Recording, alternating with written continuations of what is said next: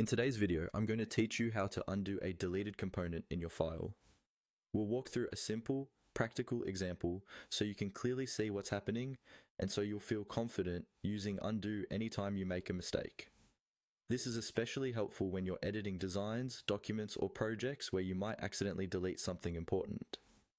First, start by opening the file you want to work in.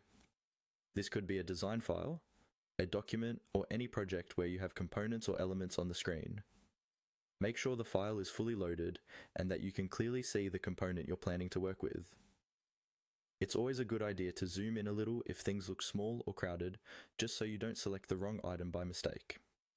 Next, click on the component you want to delete. A component can be anything like a shape, a button, a text box, or another element in your project.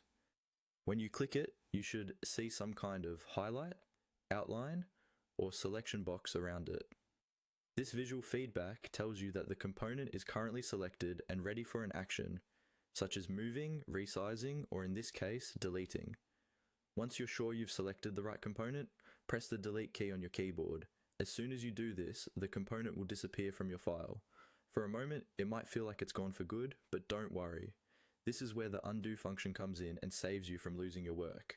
To undo the delete, simply press the keys, Ctrl and Z together on your keyboard. That's Ctrl plus Z, usually written as Ctrl Z. This keyboard shortcut is one of the most useful tools you can learn. It tells your computer to reverse the last action you took. In this case, it will bring the deleted component back into your file, in the exact place and state it was before you removed it. You can usually press Ctrl Z multiple times to keep stepping backward through your recent actions, which is great if you made several mistakes in a row. Just remember that undo works best right after you make a change, so try to use it as soon as you notice something went wrong. And that's all you need to do. Open your file, select the component, delete it, and then use Ctrl Z to undo the delete whenever you need to.